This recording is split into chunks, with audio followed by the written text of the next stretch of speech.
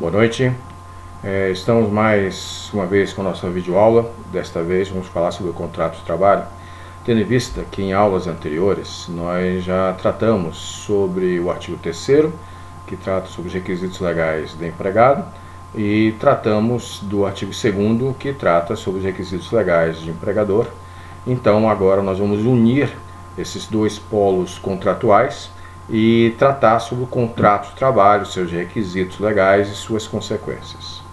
Para tanto, meus caros, é necessário que a gente tenha em mente o seguinte: a reforma de 2017, a reforma trabalhista de 2017, ela trouxe algumas mudanças a questões meio que tradicionais dentro da CLT, como é o contrato de trabalho.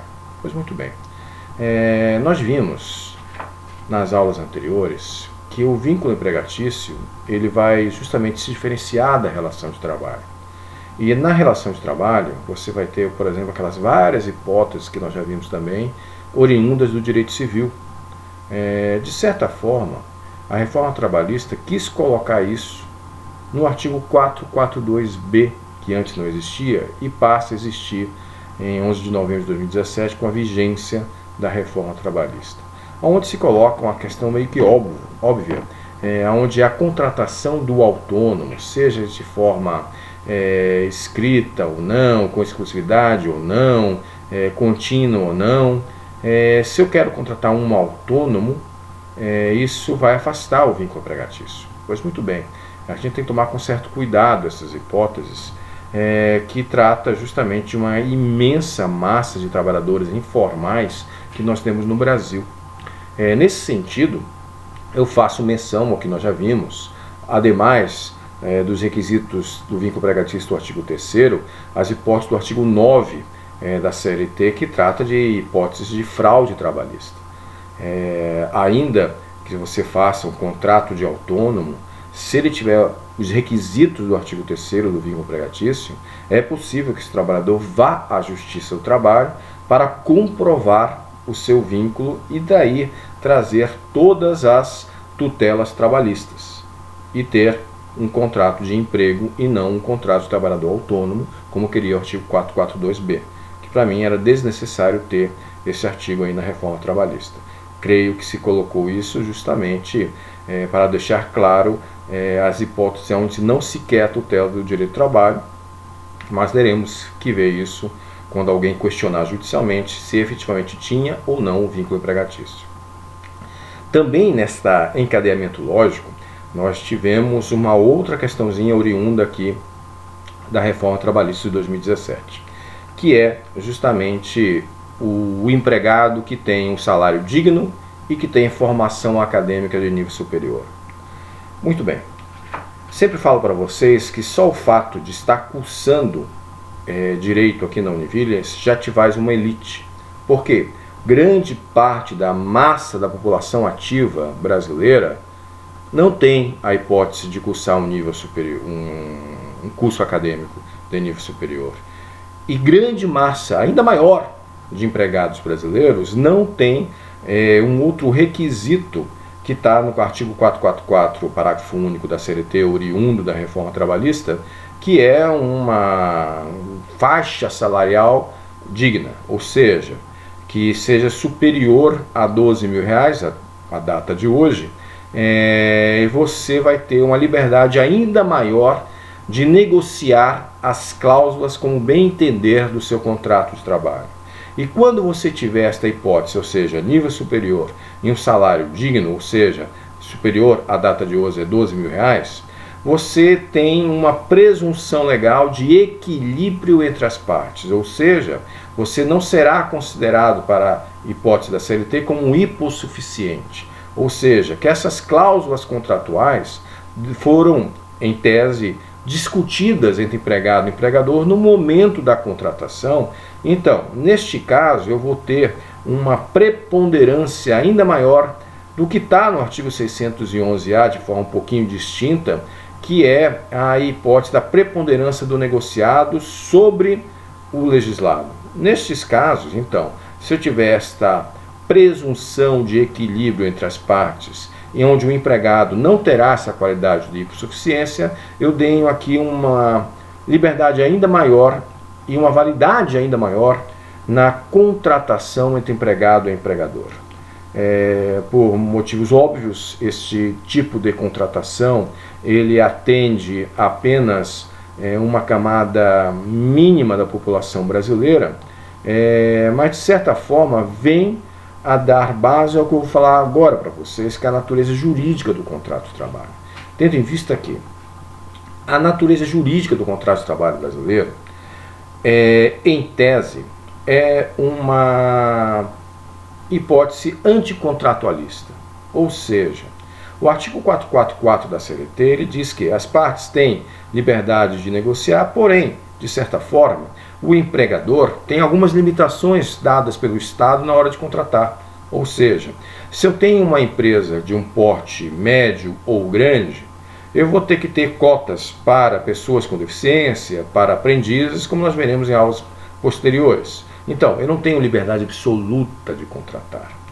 O que se quer, justamente, ao colocar esse equilíbrio presumido de um contratado com nível superior e com salário digno, é que ele vá para a teoria contratualista, ou seja, um quase que absoluto liberdade no ajuste de vontades, que não é a tônica histórica do direito do trabalho brasileiro, senão que é a tese anticontratualista. Mas eu vou além. Um doutrinador de corte civilista, mas que também tratava de questões trabalhistas, que é Orlando Gomes, por exemplo, ele era um dos que davam a natureza jurídica, ao seu ver, como um contrato de adesão. E, de certa forma, eu também comungo com eles. Porque, na prática do mercado de trabalho, em função dos níveis de desemprego que eu tenho no mercado de trabalho, historicamente no Brasil, o empregador coloca o contrato de trabalho na frente do seu empregado, que não tem muitas hipóteses de discutir cada cláusula. Ou seja, é um contrato de adesão. Você não discute as cláusulas na prática. Você simplesmente adere ou não àquilo que já está pré-formatado pelo seu empregador, porque caso você não queira, outro que está na fila do desemprego vai topar aquelas hipóteses. E por isso que a falta de uma real discussão de cláusulas contratuais no contrato de trabalho leva a esta ideia de um contrato de adesão. Mas enfim, podemos ficar de forma acadêmica, sem muitas críticas, que a natureza jurídica do contrato de trabalho ele é anticontratualista, ou seja, não há liberdade absoluta do empregador na hora da contratação e nem do empregado.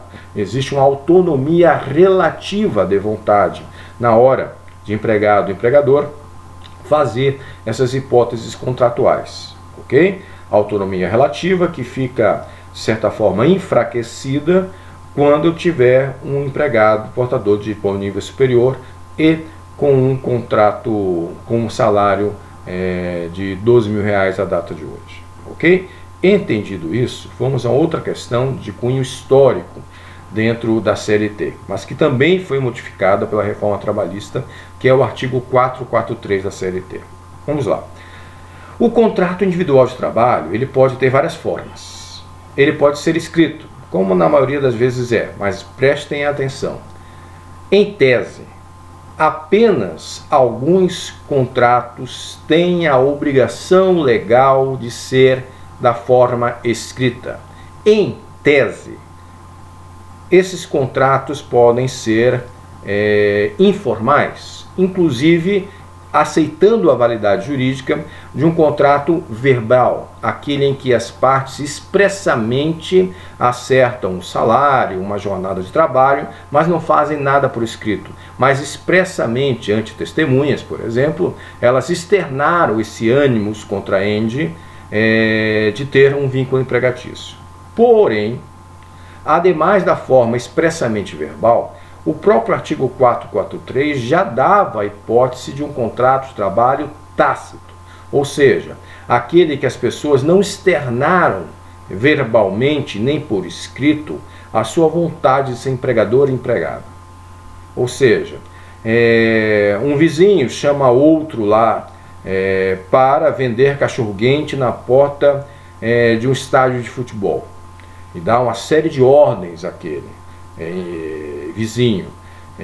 Esse vizinho não pode chamar uma outra pessoa para ir no seu lugar, ou seja, tem pessoalidade. Todos os jogos, a partir de então, eles começam a ter essa relação onde o vizinho não leva todo o dinheiro da venda do cachorro-quente.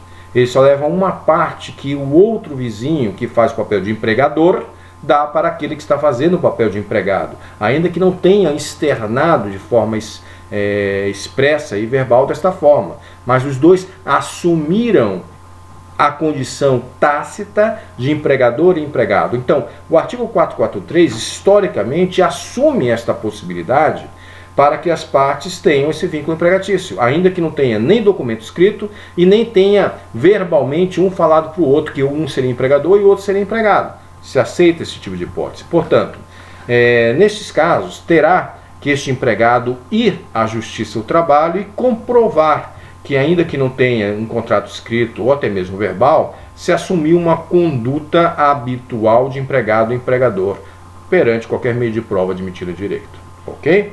Este contrato tácito, verbal, escrito, pode ser também por prazo determinado para uma época específica ou indeterminado, até que algum dia uma das partes queiram romper o contrato.